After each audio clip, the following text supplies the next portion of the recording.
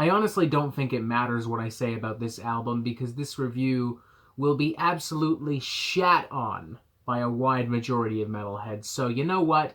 Let's take advantage of that incoming butthurt and turn it into a drinking game. Take one shot whenever somebody moans that Liturgy isn't metal, and take 2 shots whenever somebody moans that Liturgy isn't black metal. And for the truly strong of heart, mind, and liver, take 3 shots whenever somebody says hipster or poser in the comments. Bring it on, neckbeards and cave trolls of the world. Get as upset and pissy as you like. I am more than prepared for your buffoonery.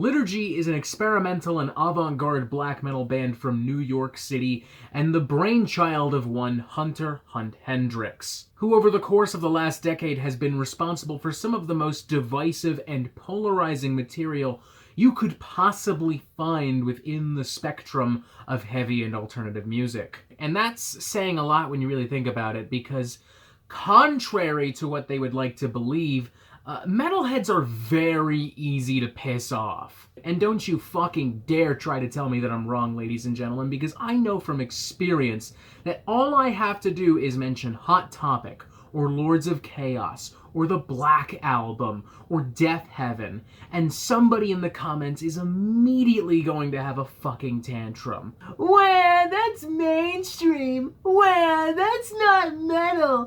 Where? Cry all you want, ladies and gentlemen, but know that it ultimately changes absolutely nothing about Liturgy's trajectory. Especially not now that we've arrived at the band's new studio album, Origin of the Alimonies, which for better or worse will go down in history as their most significant release to date. For a multitude of reasons, frankly, but there are 2 in particular that I think we need to address.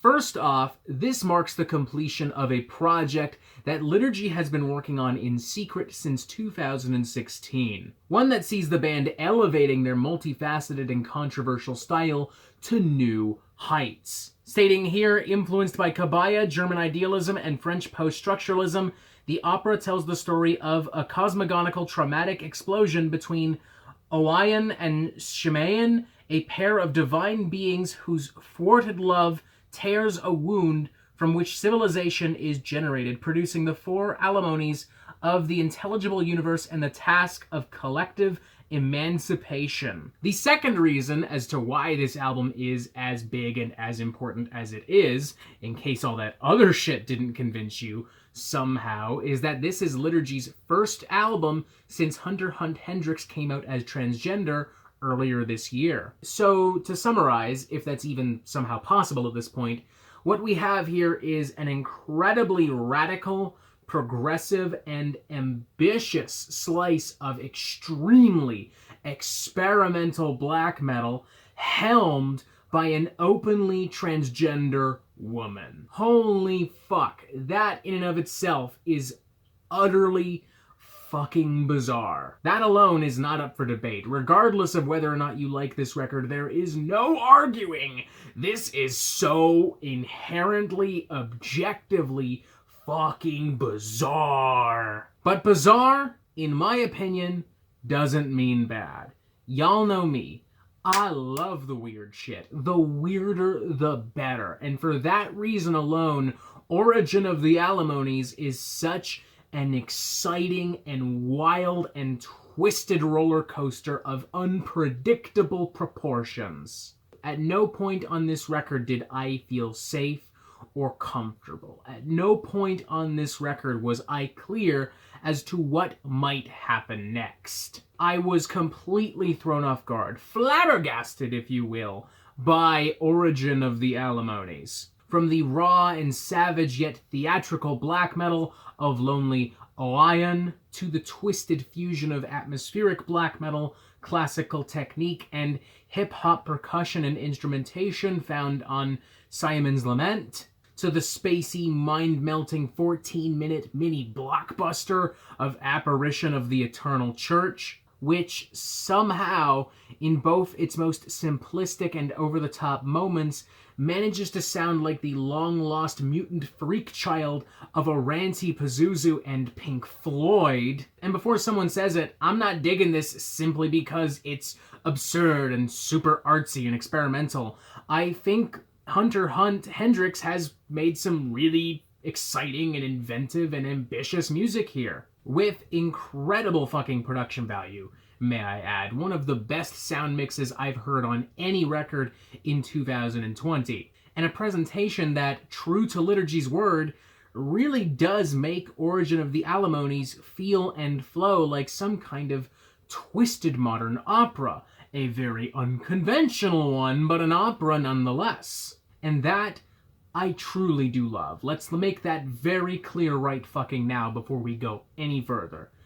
But that doesn't mean I'm in love with this record. Unfortunately, it does appear that the weight of Liturgy's ambition appears to crush them in some key moments, to the point where I think it would be genuinely pretty easy for even the most open-minded listener to dismiss Liturgy as being somewhat pretentious. Take, for instance, the first two tracks, The Separation of Hack from Hell and Orion's Birth.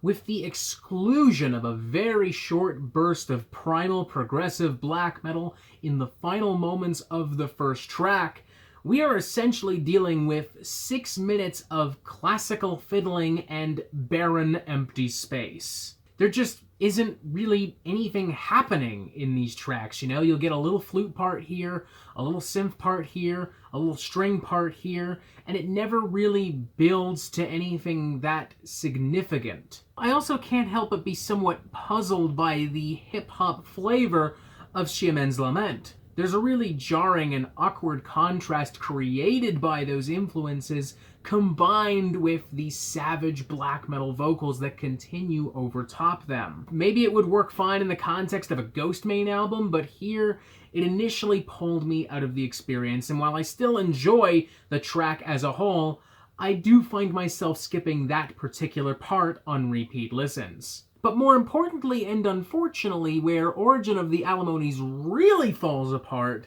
is in the actual concept and story of the record itself. Like, cool, the album's about Kabaya and French post-structuralism and Greek minimalism and all this fucking nonsense, but what does any of that mean at the core? This is probably the first album I can think of where I have been compelled to, for lack of a better word, do fucking homework after completing the record. For these reasons, I'm personally going to go with a 3.5 out of 5. A simultaneously enthusiastic and unenthusiastic 3 out of 5, depending on what type of music listener you are. Like, let's say, for instance, you are a super open-minded, artsy-fartsy music nerd, you studied classical music in college, you know how to play the violin, you're always looking for something weird, something crazy, something cutting-edge yet sophisticated. You're gonna love this album. But as far as metalheads are concerned, the main demographic of this channel, particularly those who are somewhat uncomfortable with modern conventions and with outside genres creeping their way into their precious metal sound, you're probably gonna hate this. Oh god, it just dawned on me how truly nuts the comment section is going to be for this. Ugh. With that in mind, why don't we wrap this up so I can prepare for the inevitable. For better or for worse, this is Liturgy's most ambitious fucking album. Their strangest, their weirdest, their most utterly, unapologetically bizarre. No, it is not a perfect fucking record, but it is definitely one of the most unique records of 2020, and I think for that reason alone, a lot of you should at least give this thing a very fair and open-minded shot. 3.5 out of 5. I think it's pretty good. Yeah, I got nothing else. I've been recording for a bit. I feel like I'm beginning to repeat myself at this point, so let's just bring this to an end. Let me know what you want to hear from me next. Press this button right here to subscribe and get updates on the Metal Meltdown e-fucking immediately, and you have yourself a fantastic fucking day.